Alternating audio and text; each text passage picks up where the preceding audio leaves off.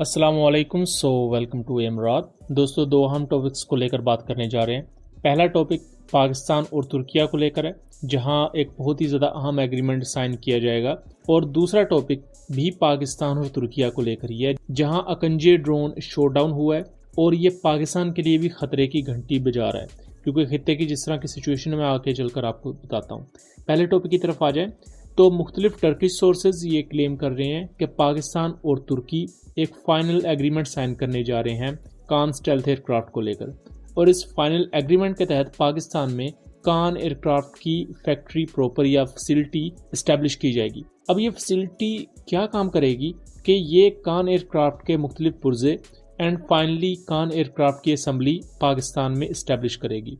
कान aircraft की assembly Pakistan में होना ना सिर्फ पाकिस्तान को स्टेल्थ एयरक्राफ्ट की टेक्नोलॉजी प्रोवाइड करवाएगा, बल्कि उसके साथ साथ जो फ्यूचर में ऑर्डर्स आएंगे कान एयरक्राफ्ट के, उनको पूरा करने में भी पाकिस्तान अहम किरदार अदा करेगा। एंड एक प्रॉपर प्रोडक्शन फैसिलिटी होने की वजह से पाकिस्तान भी इन एक्सपोर्ट ऑर्डर से एक हद तक रेवेन्यू जनरेट करने के काबिल होगा।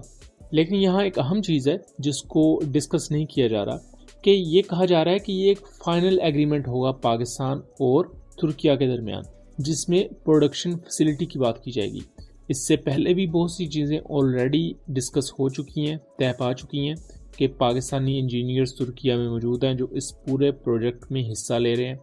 उसके साथ साथ ये भी चीज़ अब फॉर्मली हमारे सामने आ चुकी है कि पाकिस्तान ऑफिशियली कान प्रोजेक्ट का पार्ट है। और टर्किश एरोस्पेस इंडस्ट्रीज जो कि इस पर्टिकुलर एयरक्राफ्ट को बनाती है, उसकी पाकिस्तान में ब्रांच भी मौजूद है, जिसे टर्किश एरोस्पेस पाकिस्तान यानी TAP कहा जाता है। और इसी TAP ने एक स्केल्ड वेरिएंट कान एयरक्राफ्ट का उसकी फर्स्ट फ्लाइट कंडक्ट की, जिसे इकबाल का नाम दिया गया है, जो कि अल्टीमेटली पाकिस्तान का जो कान एयरक्राफ्ट का वेरिएंट होगा उसको इसी नाम से पुकारा जाएगा।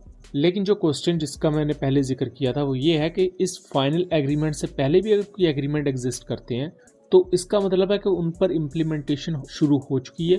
अब ये जो फाइनल एग्रीमेंट होगा ये किस वक्त साइन किया जाएगा, इसकी अभी तक कोई भी इंफॉर्मेशन नहीं है। ये बुनियादी तौर पर एक गवर्नमेंट टू गवर्नमेंट डील होगी, जिसमें टर्किश एरोस्पेस इंडस्ट्रीज के साथ पाकिस्तान की एक कंपनी कोऑपरेट करेगी और इस तरह पाकिस्तान की वो कंपनी टर्किश एरोस्पेस के साथ मिलकर पाकिस्तान में मौजूद इस प्रोडक्शन फैसिलिटी को रन करेगी। अब ये पर्टिकुलर एंटिटी कौन सी होगी इसके बारे में भी अभी इंफॉर्मेशन नहीं है। हो सकता है ये नेस्टैप की आगे कोई ब्रांच हो सकता है ये पाकिस्तान एरोनॉटिकल कॉम्प्लेक्स हो, या ये भी पॉसिबिलिटी है कि जैसे इंडिया में हमें प्राइवेट सेक्टर भी देखने को मिलता है, प्राइवेट कंपनी भी यहाँ हमें देखने को मिल सकती है। बट मैं ज़ाती तौर पर प्राइवेट कंपनी को बैक करूँगा, वो इस वजह से बिकॉज अगर कोई प्राइवेट कंपनी इतने बड़े प्रोजेक्ट में आएगी तो उसे शुरू में मुश्किलात ज़रूर आएंगी, बट ये पाकिस्तान के फ्यूचर के लिए काफ़ी अहम होगा। हमारे पास जो ऑलरेडी स्टेट ओन्ड कंपनीज़ हैं वो GF-17 एंड फ्यूचर में PFX की तरफ जा रही हैं, तो इसके साथ साथ हमारे पास प्राइवेट कंपनीज भी ऐसी होनी चाहिए जो पाकिस्तान को रिप्रेजेंट करें डिफेंस के डोमेन में। तो इस कॉन्टेक्स्ट में पाकिस्तान काफ़ी पीछे है। अब दोस्तों हम दूसरे टॉपिक की तरफ आ जाते हैं। रिसेंटली एक इंसिडेंट हुआ है शुमाली इराक में, जहां एक Turkish unmanned combat aerial vehicle shot down कर दिया गया। और जब इसकी पिक्चर्स निकलकर सामने आती हैं तो ये शॉकिंगली रिवील होता है कि ये कोई और या कोई सादा अनमैन्ड कॉम्बैट एरियल व्हीकल नहीं, बल्कि तुर्किया का टॉप नॉच अकंजे हेल UCAV है। और इराक में तुर्किया का ये ड्रोन कर क्या रहा था और किस किस्म का ऑपरेशन करने के लिए गया था, ये भी काफ़ी ज़्यादा पेचीदा चीज़ भी है और बड़ी इंटरेस्टिंग चीज़ भी है। दोस्तों, मिडिल ईस्ट में सीरिया और इराक, इनके जो शुमाली एरियाज़ हैं वहाँ कुर्द पॉपुलेशन काफ़ी ज़्यादा है। जस्ट अगर आप इराक के इस रीजन को देखें, जो ये रेड कलर का आपको एरिया नज़र आ रहा है, यहाँ कुर्द आबादी अक्सरियत में रहती है। ये 40,000 स्क्वायर किलोमीटर का एरिया है, जो कि कुर्द सेमी ऑटोनोमस एरिया से कहा जाता है। और यहाँ 30 मिलियन से भी ज़्यादा कुर्द रहते हैं। यहाँ इनकी प्रॉपर एक पॉलिटिकल विंग है PKK, और उनकी आर्म्ड विंग भी है जिसे तुर्किया कुर्द मिलिटेंट्स कहता है। और इस एक हफ्ते में तुर्की ने क्लेम किया है कि उन्होंने 24 कुर्द मिलिटेंट्स को एलिमिनेट किया है अपनी एयर स्ट्राइक्स में। हो सकता है इन्हीं एयर स्ट्राइक्स में ये अकंजे UCAV सिस्टम भी इस ऑपरेशन का हिस्सा हो, जिन्हें कुर्द मिलिटेंट्स ने डिस्ट्रॉय कर दिया है। इसके बारे में इस वक्त इंफॉर्मेशन ये है कि कुर्द मिलिटेंट्स ने ईरान के 358 surface to air missile system को इस्तेमाल किया है और ईरान ने ये surface to air missile system provide किए कुर्द मिलिटेंट्स को। और इससे पहले भी इस तरह की हमारे सामने इंफॉर्मेशन मौजूद रहती है कि ईरान मिडल ईस्ट में बहुत सी दूसरी प्रॉक्सीज को वेपन्स वगैरह प्रोवाइड करता है, जिनमें हिजबुल्ला भी आती है, तहरीक हरकतुल इस्लामिया उल इराक आती है, अब उसमें कुर्द मिलिटेंट्स का भी इजाफा हो चुका है। जबकि 1 मार्च को कुर्दों के जो लीडर हैं अब्दुल्ला ओकलान, उन्होंने टर्किश जेल से ये पैगाम पहुंचाया था कि जो कुर्द मिलिटेंट्स हैं वो अपने हथियार डाल दें, हम तुर्की के साथ पीस डील करेंगे, अमन का मुआहिदा करेंगे। लेकिन अभी इस पर कोई खास अमल दरामद होता हुआ नजर नहीं आ रहा।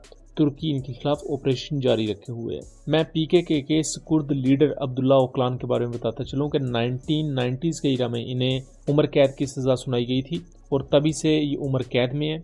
लेकिन 1978 से ये प्रॉपर इंसर्जेंसी स्टार्ट हुई थी जो कि आज तक चलती आ रही है। अब दोस्तों, ये जो ईरान का 358 मिसाइल है, ये कुछ supersonic surface to air missile system नहीं है। ये 700 किलोमीटर पर आवर की स्पीड पर उड़ने के काबिल है। एक subsonic surface to air missile system है जो कि 100 किलोमीटर तक अपने टारगेट का पीछा कर सकता है। लेकिन सबसोनिक स्पीड होने की वजह से ये सिर्फ स्लो मूविंग टारगेट्स के खिलाफ ही कारगर रहता है। ये ऐसे टारगेट्स जो लोअर एल्टीट्यूड्स पर उड़ रहे हों, जिनकी स्पीड भी कम हो।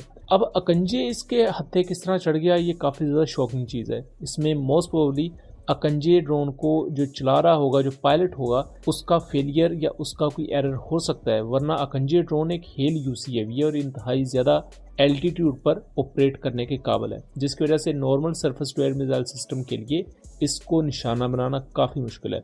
और यहाँ ऐसे मिसाइल ने इसको निशाना बनाया है जो उड़ ही सबसोनिक स्पीड पर सकता है। जबकि दूसरी तरफ इसका ये पहलू भी हमारे सामने है कि जो मिलिटेंट ऑर्गेनाइजेशंस हैं अराउंड द वर्ल्ड, वो अब आहिस्ता आहिस्ता अपनी टैक्टिक्स बदल रही हैं। पुराने वक्तों में जहां वो एक राइफल से झुककर एक जगह पर हमला करते थे और चले जाते थे, अब वो अपने तरीकाकार बदलते हुए मॉडर्न इक्विपमेंट भी अपना रहे हैं। हमारे सामने पाकिस्तान में टीटीपी की मिसाल है और BLA जैसी तंजीमों की मिसाल है, जो अब अमेरिकन मेड M4 राइफल्स को, M16 राइफल्स को और जो अमेरिकन स्पेशल फोर्सेस का नाइट विजन गॉगल्स होते थे, अमेरिकन स्पेशल फोर्सेस के गन साइट सिस्टम्स होते थे, उनको भी इस्तेमाल कर रहे हैं।